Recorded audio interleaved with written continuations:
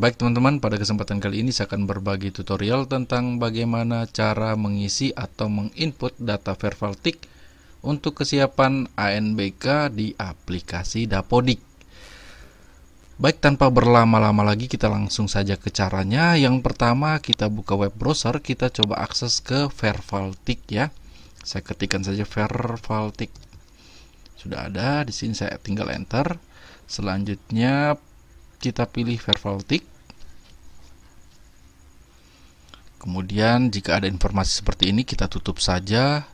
Nah, di sini ada menu akun, kita klik saja menu akun, kita login dulu ya ke Vervaltik. Kemudian silakan mengisi email dan password yang sudah terdaftar atau sudah terverval pada SDM ya. Jika sudah, kita pilih login. Oke, kita sudah masuk. Selanjutnya di sini ada Vervaltik ya, kita pilih Verval. Kemudian di sini ada data, di mana data Vervaltik ini diambil dari data sinkronisasi pada tanggal 8 bulan 3 tahun 2022. Artinya data ini belum terupdate. Kalau kita mengupdate data ini melalui Vervaltik ini tidak bisa ya. Di sini kita tidak bisa untuk mengisi atau menginput datanya. Jadi di sini di atas ini ada informasi ya, perubahan data TIK Dapodik. Nah, form ini digunakan untuk memverifikasi data TIK hasil sinkron satuan pendidikan ke server pusat melalui aplikasi Dapodik offline. Nah, jadi untuk melakukan perubahan data pada Vervaltik ini, teman-teman terlebih dahulu untuk menginput data yang diminta ini pada aplikasi Dapodik ya, itu adanya pada menu sarana dan prasarana. Nah, sekarang kita masuk ke aplikasi Dapodiknya. Saya coba masuk ke aplikasi Dapodik. Nah, untuk menginput kesiapan ini, TIK ini, Vervaltik ini, teman-teman masuk ke Dapodik, kemudian pilih Sarpras. Selanjutnya di sini ada alat angkut dan buku ya, kita klik saja di sini. Kemudian di sini teman-teman bisa pilih ya. Di sini karena kami memiliki lab komputer, jadi saya pilihnya lab komputer ya. Jika teman-teman tidak memiliki lab komputer, misalnya komputernya ditaruh pada perpustakaan atau di ruangan yang lain, silahkan pilih ruangannya ya. Di sini karena kami sudah memiliki lab komputer, jadi saya pilih lab komputer, maka akan terbuka seperti ini ya. Akan muncul data-data yang sudah terinput seperti ini atau yang sudah pernah saya input ya, seperti ini. Nah, langkah pertama teman-teman bisa lihat ya, di Vervaltik ini apa nih, kepemilikan lab komputer. Misalnya di sini kan saya sudah input ada ya, memiliki lab komputer. Di sini sudah terinput. Kemudian jumlah komputer atau laptop klien sesuai spek ya, sesuai spesifikasi. Nah, di sini teman-teman bisa menambahkan ya. Kalau misalnya teman-teman belum menginput jumlah komputernya, silahkan klik menu tambah. Selanjutnya bisa ketikkan komputer saja di sini ya, komputer. Nah, di sini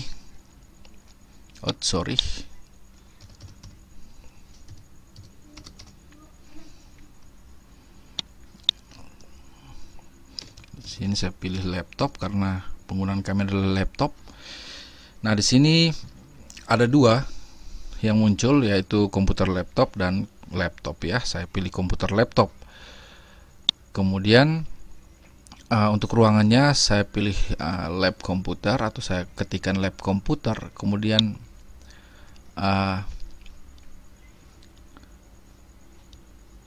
namanya adalah laptop. Selanjutnya untuk speknya teman-teman bisa isikan di sini. Speknya yang kami gunakan adalah RAM 4.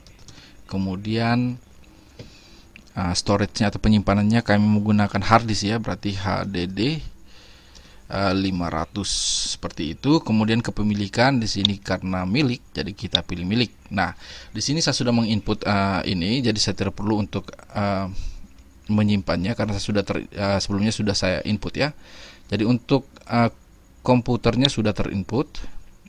Nah, seperti ini ya.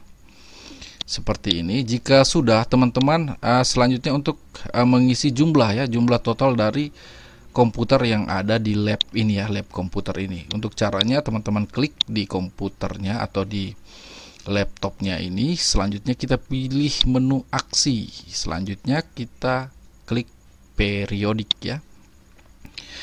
Nah, untuk jumlahnya teman-teman bisa sesuaikan dengan jumlah yang ada di jumlah komputer yang ada di sekolah teman-teman ya. Di sini karena kami 30, jadi yang terinput adalah 30. Selanjutnya yang layak dari 30 ini ya, semuanya di sekolah kami layak semua. Jadi saya pilih 30, selanjutnya simpan dan tutup ya. Di sini karena tidak ada perubahan data, jadi dia ada informasinya, tidak ada perubahan data. Nah, untuk langkah selanjutnya kita cek lagi di sini yang dibutuhkan data yaitu selanjutnya sumber listrik. Di sini sumber listrik sudah masuk ya. Sumber listrik sudah ada, itu adanya di ini ya. Kalau tidak salah itu di coba kita buka sekolah.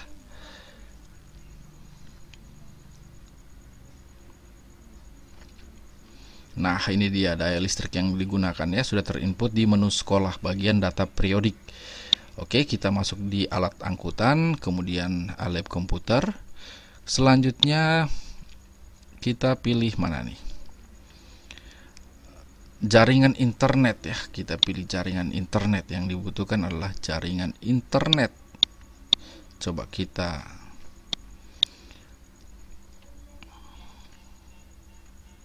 oh ya, jaringan internet pun sudah terinput seperti ini. Oke, jika sudah, kita cek lagi untuk jumlah hub dan switch-nya ya.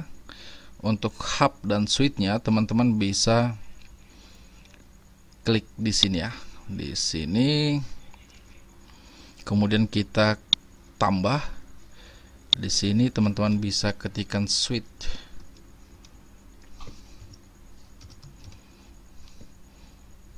Nah, sudah ada ya, switch hub ya. Kita pilih yang ini, kemudian dia berada di lab komputer. Kemudian di sini kita ketikkan saja hub.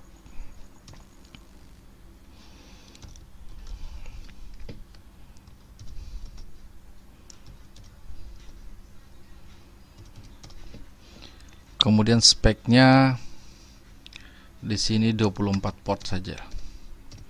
24 port. Kemudian statusnya adalah status milik ya.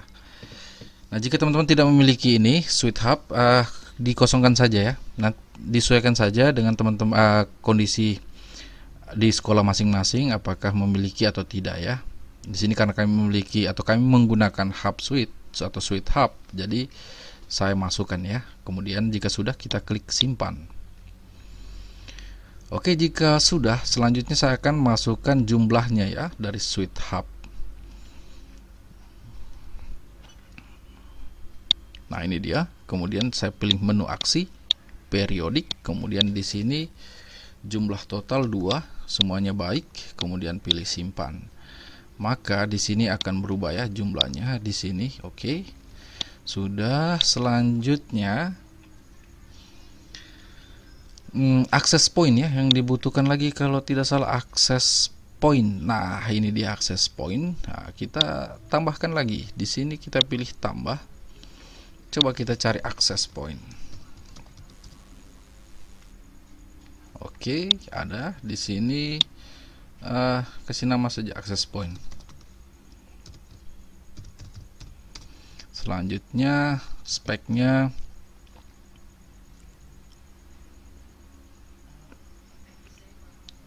saya kosongkan saja, statusnya milik. Kemudian saya simpan ya. Oke, di sini jumlah akses poinnya 1 saja. 1 yang baik ya. Kemudian simpan. Selanjutnya yang dibutuhkan apa lagi? Komputer proktor. Oke, komputer proktor. Di sini saya pilih tambah. Kemudian saya pilih komputer